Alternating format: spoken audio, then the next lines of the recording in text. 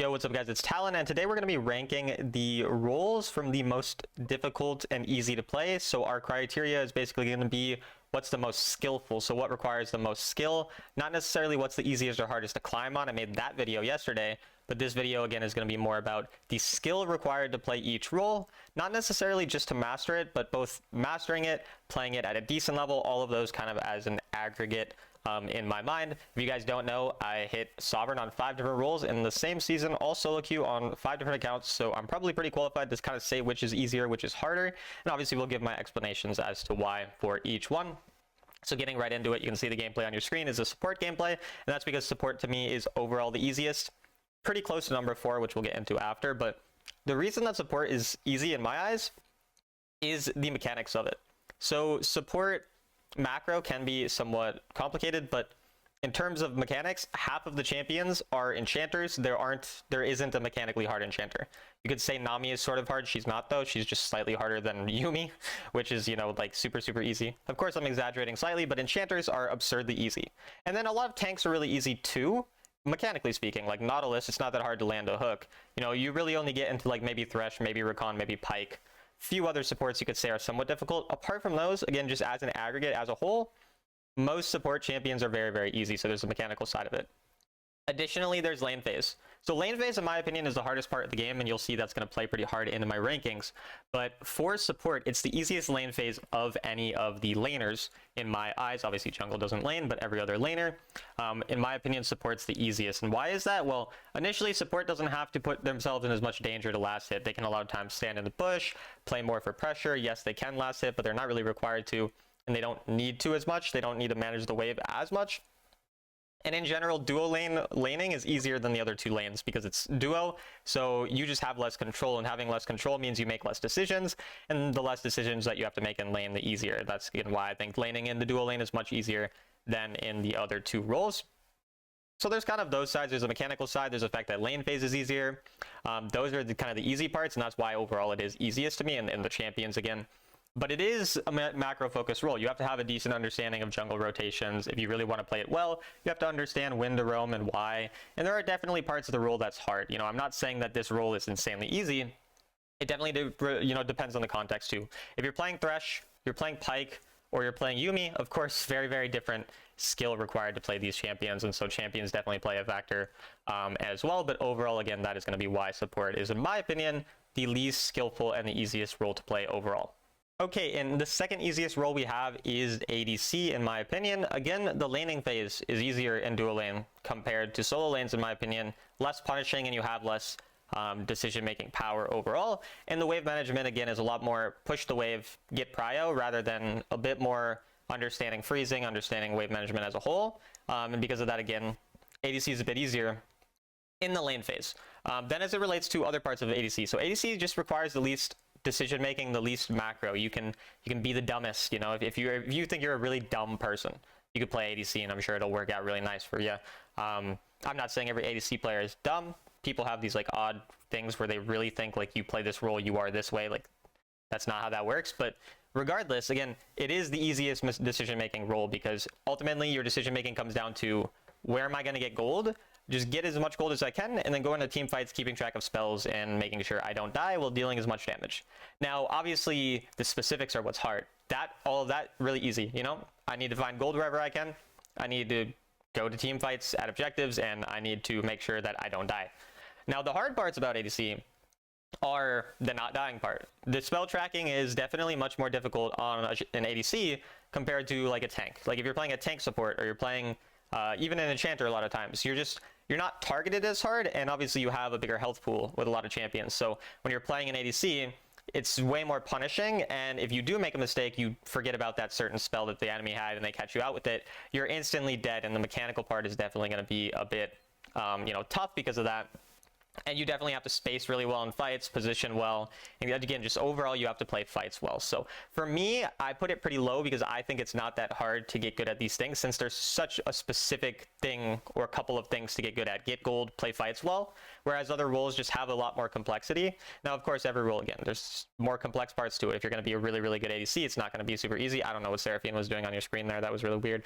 But either way, again, I think it's a little harder to be mechanically good compared to having a little bit of decision making that you have to have in support, because to me, support macro is still easier than some of the other macro of other roles, and the mechanics are so easy that it just makes it, you know, even easier than ADC as a whole. But if you were to, you know, debate with me, I could definitely see you saying like support requires more macro and decision making is harder than mechanics, or if you think mechanics are harder than decision making, you might switch ADC and support one way or the other.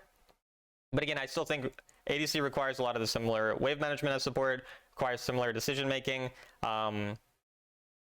in some ways in terms of where to be and when to be and why, but a little bit less decision making. So there's that, but again, the mechanical part of it. So I'm kind of rambling at this point, but I think you guys kind of get why I put ADC pretty low, but not quite at the lowest. So then we'll go into the next role after this. Okay, and in third, we have jungle, and this is where I think it starts to get a bit more controversial in a lot of people's eyes. But in my opinion, again, laning phase is the hardest part of the game, especially when it comes to the two top ones, you know, mid and top lane, which are obviously my top two, because you guys understand process of elimination. And so laning phase, you don't have to do it. You know, you don't have to do it in jungle. You don't have to understand lane as well. All you have to do is you have to be able to look at a lane and say, okay, oh, this lane is pushing, so if the enemy are low health, I can dive them. Or this lane is, you know, getting pushed into my teammates, so it's going to be easy to gank because the enemy are going to push forward. Like, there's some level of understanding you do need of lane phase. It's just a lot less compared to, again, wave management within top lane, mid lane, or even in duo lane. So that's like the big thing about jungle that's really easy. And then additionally, jungle is an easy mechanical role. It's, in my opinion, the second easiest mechanical role, obviously support being easier, because you don't have to lane. You don't participate in a lot of random little small fights. You just participate in the bigger fights or in ganks. And ganking, you get to jump on someone a lot of times, so it's easier to land skill shots, for example. Or when it comes to fights, like actual team fights are a lot more straightforward compared to, you know, again, little traits in lane or little 1v1s at 10 minutes in the game when you're split pushing or side laning as a mid laner or a jungler, or I mean, a mid laner or a top laner or whatever. And so the mechanical part of it is just quite easy. Now the hard part, and the reason that some people might say it's harder, is jungle tracking, because jungle tracking is required to a bit more of an advanced degree in jungle, because not only do you have to track the jungle the same way that any laner would, but you also have to understand where the enemy jungle is going and then base your decision based on what they're thinking. So it's like, oh, they're going to go this way, so I want to counter gank them, or I want to avoid them. And so some of these macro decision making plays based on based on enemy jungle pathing can be pretty difficult and can definitely be, a hard thing. That's why it's at 3 for me, because it does require a good amount of decision making and game understanding. And also, if you do want to be a really good jungler, you need to understand lane matchups pretty well, so you know where to path to and when, and kind of who to play around. And so understanding the game to a pretty high degree is definitely going to require a lot of skill in jungle. And I'm not trying to say jungle is an easy role, but that lack of mechanical skill required compared to other roles and the lack of laning, to me, is why overall, despite the difficulties in macro, we're going to say that jungle is the third most difficult, third most skillful role overall. Okay, and the second most difficult or most skillful role, in my objectively correct opinion, which is an opinion and not actually objectively correct, is mid lane. And the reason for that is, well, first of all, again, as we said, laning is difficult. Laning being really hard, in my opinion, is one of the main reasons that mid lane is harder than, for example, jungle. And again, we kind of talked about how dual lane laning is a bit more straightforward compared to solo lane. However, laning in mid lane is a bit easier than laning in top lane, because you're playing a lot more ranged matchups. And ranged matchups are less punishing and easier to play compared to melee matchups, simply because of the fact that ranged matchups, you can get punished less because you always have a ranged ability to kind of last hit, kind of survive. And the lane's also shorter, which means that there's less punishment in terms of when they freeze on you, you don't have to walk up as far, or if you get ganked, you can run away easier. And you also don't have to jungle track as hard in mid lane, because in mid lane, the jungler can always gank you. So you kind of always have to have the understanding that he can gank you. Now, you do have to have jungle tracking, because you have to use jungle tracking to understand where to rotate or which side of the lane to stand on. It's just less punishing compared to top lane, but you do have to have a good lane understanding and a good jungle understanding in order to know when to rotate. And you have to coordinate with jungle very well to rotate, which is, again, why it's a bit more difficult. You have to have that understanding of a jungler. You have to understand the other lanes. You have to understand jungle. You have to understand jungle track. You have to understand all of that, because you're in the middle of the map. The game, in a lot of ways, revolves around your rotations and your plays. So being in a proper spot at the proper time is extremely important and is quite a difficult skill to have. So difficult lane phase and needing a lot of map understanding alongside that, mechanically, it's a much more difficult role because of the champions. Like, there is so many variety of champions. So there's mages, there's ADCs, there's assassins, there's tank slash supportive, there's, you know, pretty much everything. And so it has by far the widest variety of champions, which just means you need the most mechanical skill because there's so many different ways that you have to understand how to play or how to play against, because you have to understand how to lane against all of those different things I just listed. Compared to support, it's largely enchanters or tanks. Like, obviously, again, there's going to be some exception, there's some mages or what, but largely it's enchanters and tanks. Largely melee champions in top lane, largely melee in jungle. So you just kind of, again, you have that bigger variety, and a lot of the champs are just really mechanically difficult as well. So mechanical difficulty, laning phase being quite hard, and understanding the map as a whole means that this role is extremely difficult, just because of all the knowledge you need and everything like that. But then let's finally get into the final role of top lane. Okay, and finally we have top lane as, in my opinion, the most difficult role, which I don't think a lot of people would agree with, but I'll give you my reasons, and if you still think I'm wrong afterwards, then you're a stupid dumb idiot and I hate you. Not actually, to be clear, that was a joke. Either way, going into top lane. So the most knowledge of matchup is required in top lane, in my opinion, just because the matchups, again, they're a lot more punishing. It's like if I'm playing Orianna, for example, mid lane, or I'm playing Ahri, or I'm playing most ranged champions, or even a lot of assassins, you don't necessarily have to understand your matchup perfectly to be able to get decent value, because again, it's just less punishing. Like, you're a ranged champion, or a lot of times you're an assassin with decent mobility and the lane is shorter. It's just like, if you get punished, you know, you can still come back into the game. You're still going to be able to farm your wave, you're still going to be able to do a lot more and just come back easier. In top lane, if you don't understand and you take one pretty bad trade, you can get froze on for the next 2 minutes, and if jungle pathing isn't in your favor, you can get a wave stacked on you, dove, and get put down literally like 1,500 gold in the first 3 to 4 minutes. So the lane phase, again, just the most punishing and requires the deepest understanding of the game, because again, you have to understand your matchups better, and then melee matchups, again, are harder because they're more punishing, and then the longer lane as well in Baron lane leads to it being even more difficult to play lane phase, because again, you can get froze on for a much wider period of time, and if you are overextended, it's much easier to get ganked because, again, a longer lane and it's an isolated lane. There's all these different things. And then jungle tracking is still required, the same as it's required in any role, because you have to be able to base your aggression on jungle pathing. So it's extremely important to understand how junglers are pathing in order to play top lane well. So you still need that understanding of the map.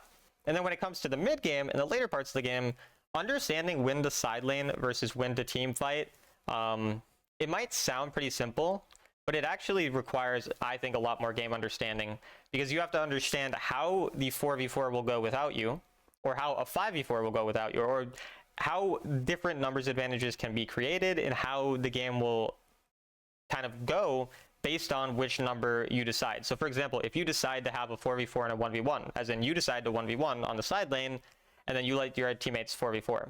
Well, you could be winning in both scenarios. Like, you could be stronger top lane in the 1v1, and you could be stronger in the 4v4 as a team. But you could only be slightly stronger in the 4v4 and slightly stronger on the side lane, whereas if you go to a team fight and you 5v5, you know that you're going to be way stronger, say because your champion might be really impactful in team fighting, like a Warwick, for example.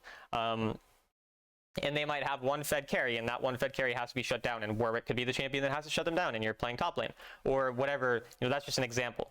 But you have to understand these different things to understand not only, it's not as simple as just, oh, I'm stronger on side lane, so I side lane, or I'm a better team fighter, so I team fight. There's just a lot that goes into it.